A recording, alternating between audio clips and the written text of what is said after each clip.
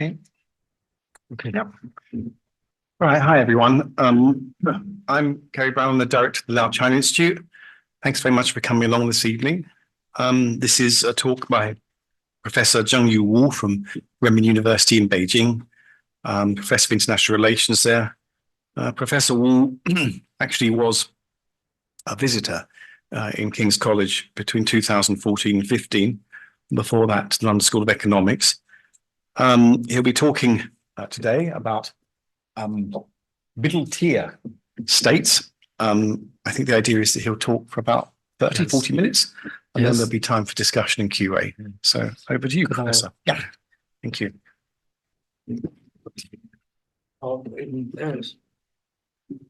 It's very pleased and very honored to be invited here to make a presentation. First of all, I'd like to make my gratitude, to express my gratitude to Professor Gary Brown. Without his invitation, I have no chance to come here. Also, I'd like to express my gratitude to all of you for coming along here to attend this presentation. Today, my topic is about sorry. Oh, yes. It's about Sir Howard John Mackinder and his masterpiece, Democratic Ideals and the Reality. Professor Mackinder published his most important monograph in 1919, when the world was still reeling out in the aftershock of the Great War. This masterpiece has been best known for its for the heartland thesis. Just Mackinder presented for the first time in the most complete form. The heartland thesis actually contains two interrelated parts. One is about the geopolitical significance of the heartland for Europe and for world. And second, it contains a peace plan for Europe after the Great War, which featured the middle tier of states between Germany and Russia. In this presentation, I'd like to make three major arguments. First of all, I would argue that the middle tier state, as Mackinder proposed in 1919, failed to just function properly because Western democracies, that mainly just Britain and France, was unable to give those smallest countries in East Central Europe timely and effective support when necessary. Secondly, I would argue that Ukraine's successful resistance to Russia's invasion indicates that Western democracies now finally able to just overcome the tyranny of the distance and give timely and effective assistance to those smaller countries in Eastern and Central Europe. This situation indicates unequivocally the viability of a new middle tier of NATO states. Secondly, I would like to just argue that the most important significance of the Russia-Ukraine war lies not just in stimulating NATO's further eastward enlargement, but also in catalyzing a new middle tier of the NATO states in East Central Europe. And this new reality will just transform not just transform the political configuration inside NATO and the EU, but also have a great impact on Germany and Russia on their foreign policy orientations. The first part, I'd like to just make a simplified statement about the heartland thesis and the middle tier of states. The basis, I suppose that as a British, all of you must have known Sir Howard Mackinder's heartland thesis. Mackinder's significant examination of the significance of the heartland was based on a comprehensive review of his historical struggles between sea powers and land powers. The most prominent examples are such like Crete versus Greece, Celtic Britain versus Rome, and Great Britain versus European continental powers. From his historical review, Mackinder just drew three strategic lessons. First, the sea powers relies on secure and resourceful land bases.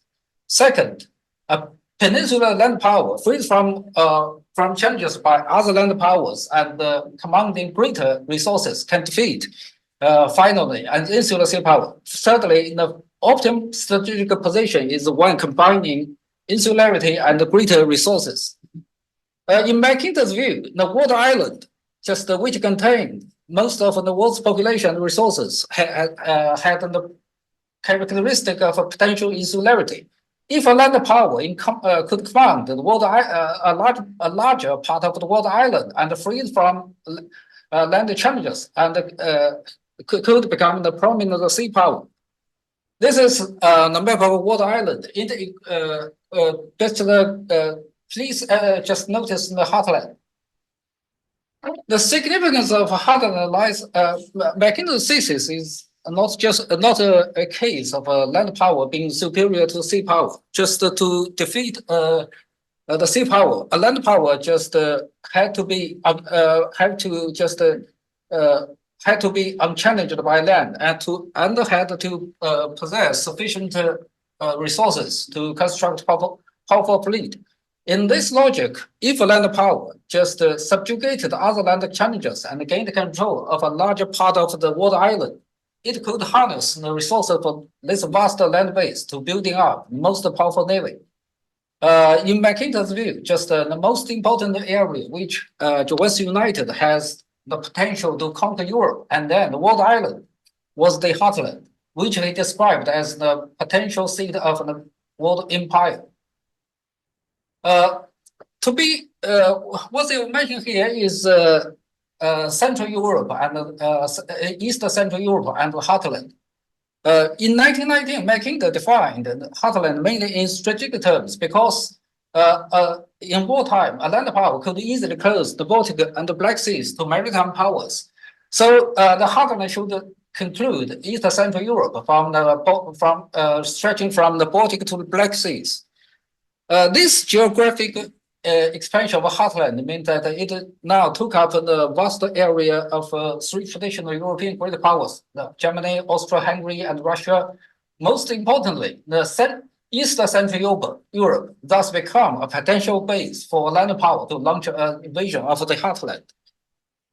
Since the water island could be controlled from the heartland, a land power controlling East Central Europe would be in a favorable position to control the heartland and thereby dominate the water island in the end. Please notice, see this map. This map, the heartland of 1919 was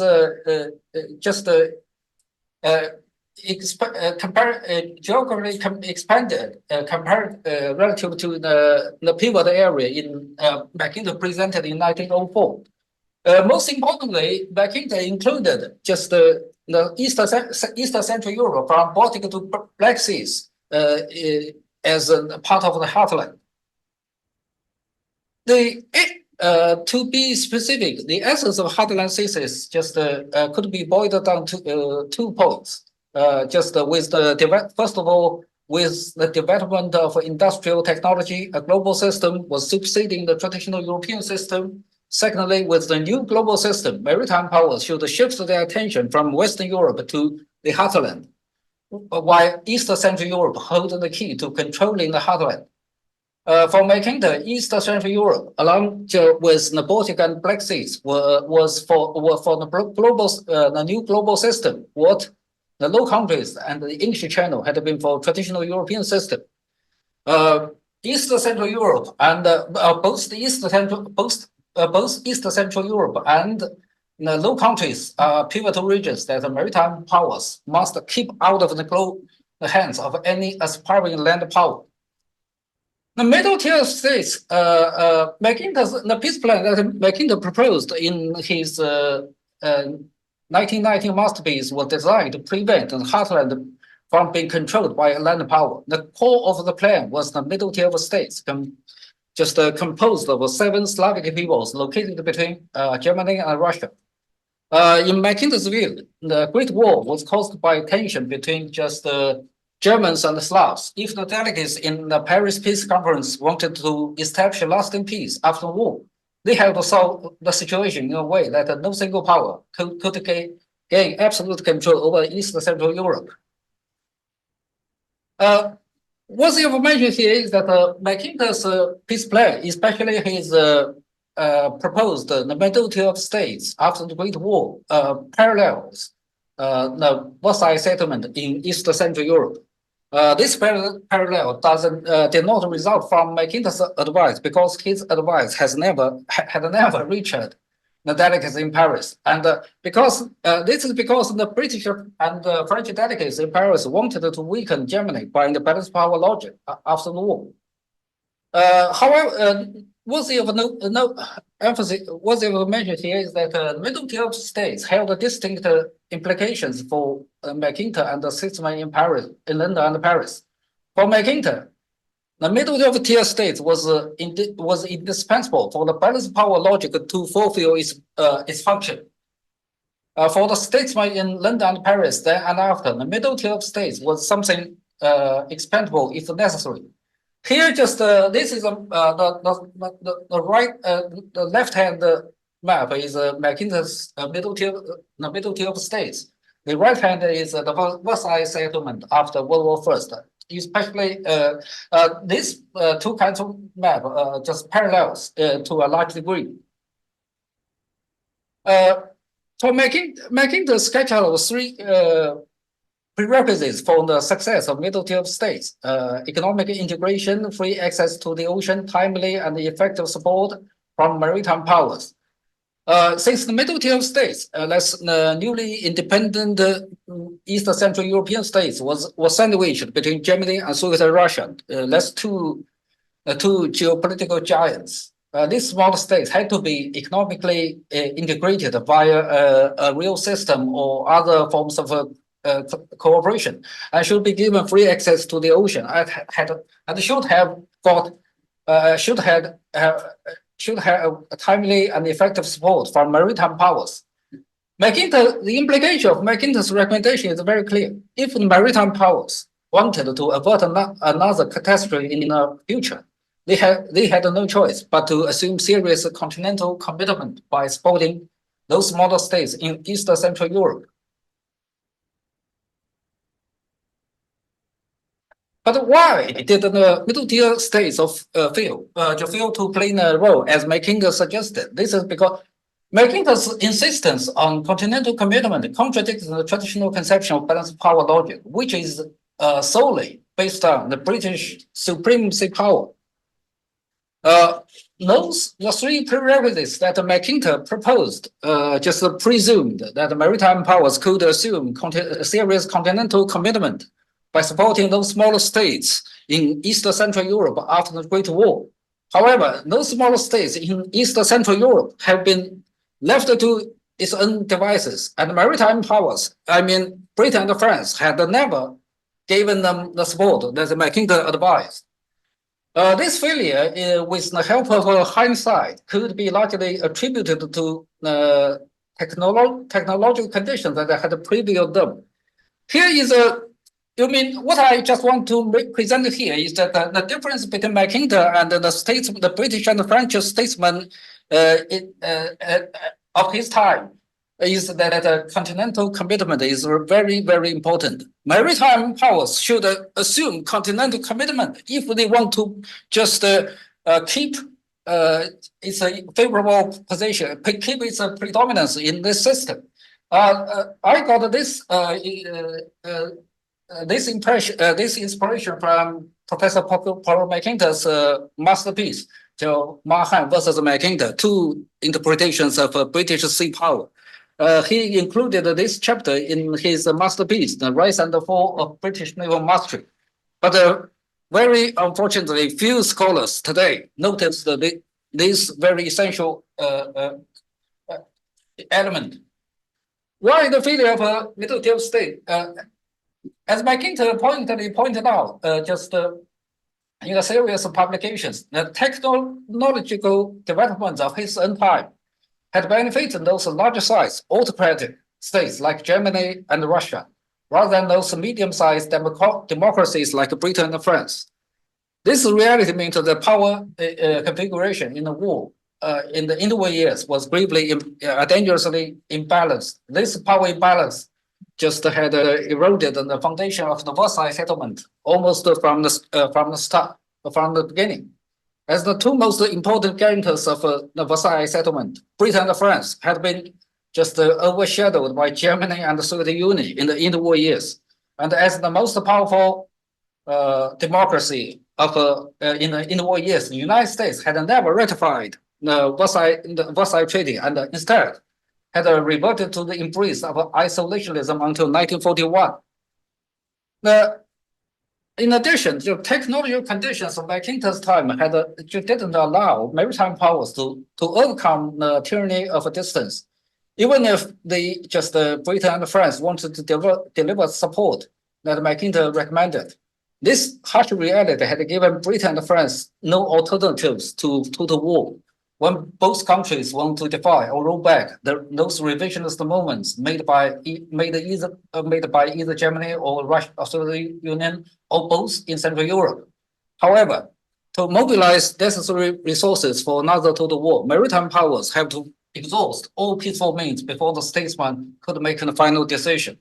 And this dilemma lies at the roots of appeasement policy in the 1930s.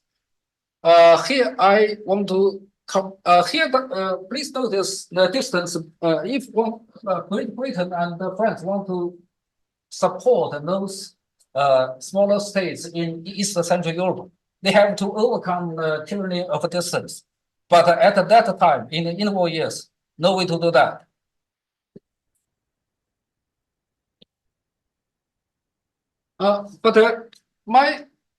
Right now, ongoing Russian-Ukraine war just open up another possibility. Just classic geopolitics in general integrates two distinct sets of variables: geography and technology. So what it seeks to investigate is the interaction of geography and technology and its political and strategic implications for world order. The heartland thesis, in this view, was based on technological conditions catalyzed by the first two industrial revolutions. This explains both the lasting significance of the heartland and the failure of the middle tier of states in the 20th century. That's why so far all the reviews of almost all the reviews of the heartland thesis have focused their attention exclusively on the significance of the heartland, while simultaneously ignored the potential value of the middle tier of states. Mackinder seemed to have realized this when he was asked to reevaluate the strategic value of the heartland in 1943. He never mentioned the middle tier of states again. Instead, he advised the United States, Great Britain, and France should enter into a strategic alliance after the end of the World War II, just to restore a balanced system. You see, geopolitics is a controversial. Hardly can just. I follow the definition of Professor Paul Daniel Dudley, and in his Bounding Power, he made, in my view, he made a very excellent definition and a very excellent talk about what the classical geopolitics is about. Here is mentioned as a technology. What they are mentioned here is that Professor Daniel Dudley emphasized technological conditions and international order. Since the conditions that he felt the middle tier of states endured into the post-war years, Europe had no alternatives to being divided into two antagonist groups. However, the bipolar order began to melt away since the late 1970s. This shift, in hindsight, was mainly brought about by technological developments catalyzed by the third industrial revolution, also known as the digital revolution. These developments had transformed not just the basis on which the Cold War bipolar order hinged, but also the order per se. With this transformation had come the collapse of the Soviet Union, NATO, and EU eastward enlargement, and the revival of the middle tier of states conception. Today I want to emphasize here the revival in the middle tier of states concept is intellectually analogous to an intermediate project proposed by Joseph Pilsudski in the 1920s. The revival of middle tier state was mainly caused by the erosion, caused by two factors. One is the erosion of the Euro-Atlantic Partnership since 2003, and the other factor is Russians rejuvenated aggressive policies after 2008, after Russian-Georgia conflict. To respond to these challenges, East Central European states just resorted to enhancing just their security and economic cooperation among themselves by a range of regional projects. Most prominent ones are the Bucharest Line and the Three Seas initiatives. These two projects are seeking to, in my view, de facto, if not the jewelry middle tier of state in East Central Europe. The viability, in my view, the significance of the ongoing Russia-Ukraine war is to indicate the viability of these new middle tier states in the early 21st century. This is a Bucharest Line and the Three Seas initiative. This map is, in my view, is a de facto, if not the jewelry middle tier states. Because the middle tier states for European for East Central European country scholars, middle tier states is a foreign concept. The intermediate project is indigenous one, so they usually to just call this regional cooperation projects as under the name of intermediate, the revival of the intermediate, rather than the revival of the middle tier states. But geopolitically, in my view, that the middle tier states is analogous to an intermediate project. Reason for Ukraine's success, because Ukraine's successful resistance benefited mostly from two factors which are absent in the interwar years. First, today, the overall power balance is highly favorable to Western democracies.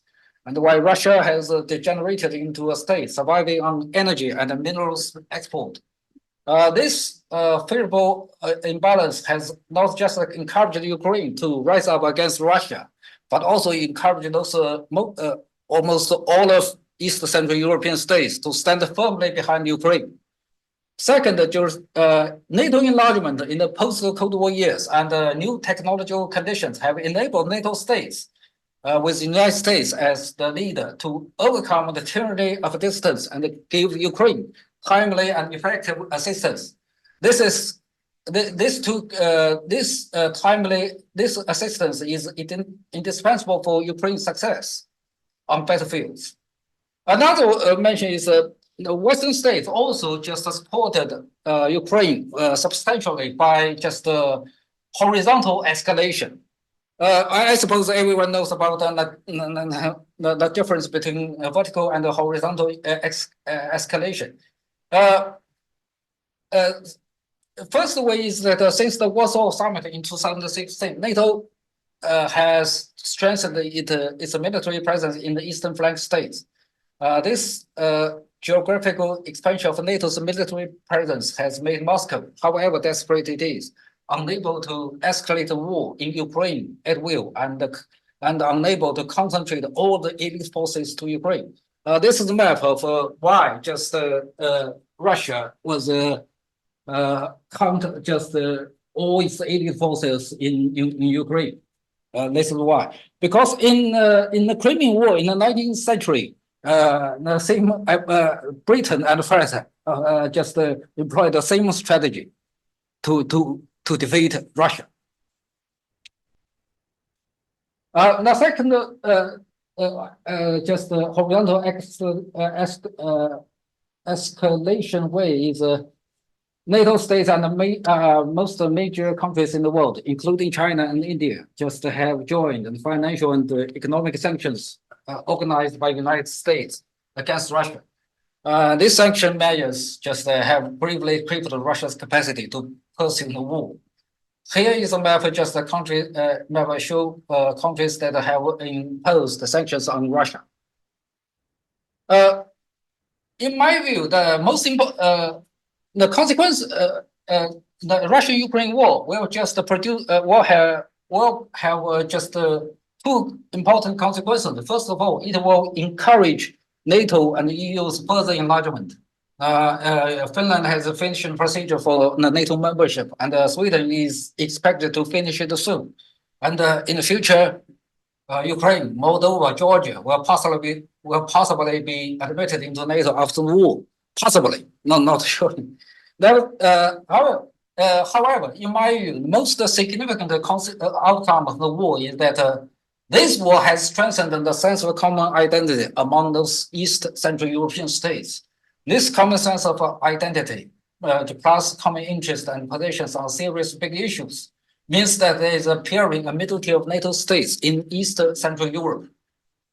In my view, the second consequence constitutes a perfect starting point for any serious consideration of the geopolitical implications of the Russia-Ukraine war. Here is a map of the NATO member states now. And first of all, middle tier states after war, NATO could serve two purposes. First, it could just constitute a bulwark against Russia's renewed adventures in Europe. And the second, it could serve as effective counterweight to old Europe inside NATO. A middle tier of NATO states in East Central Europe is actually what Rumsfeld, the former US Secretary of Defense, referred to as New Europe. Compared to old Europe, with Germany and France as the core countries, New Europe distinguishes itself not just by just the stronger sentiments and vigilance against Russia, but also by more enthusiastic embrace of the US leadership. The New Europe under what support of the United States could serve a viable counterpart to old Europe inside NATO and inside the EU. And this rebalancing inside NATO and the EU will probably change political configuration inside NATO. A middle tier of states, a middle tier of NATO states will also just very beneficial to the US leadership in Europe. Because since the global war on terror, the US leadership within NATO has become increasingly controversial.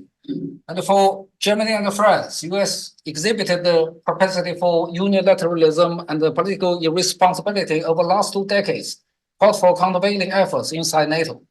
However, this in view their stronger anti-Russian sentiments and a more enthusiastic embrace of the US leadership and a variety of discourse with Brussels. A middle tier of NATO states in Central Europe is expected to reinvigorate US leadership within NATO and will dilute simultaneously France and Germany's efforts to pursue EU's strategic autonomy. This is a map of a middle tier of NATO states. And this middle tier of NATO states will just have a great impact on the geopolitical landscape of Europe and the world. Furthermore, just the middle tier of NATO states will also reshape Germany and Russia's foreign policy. In my view, the significance of the Russian-Ukraine war for Germany lies in updating her allegiance to liberal ideals established in the Cold War era and re-anchoring her firmly into the Euro-Atlantic system. And this will eliminate the ominous possibility of Germany's alignment with Russia or Germany's absolute neutrality between East and the West, as Germany once did in the war years. In short, a middle tier of NATO states after the Russia-Ukraine war will help to clarify just Germany's identity with the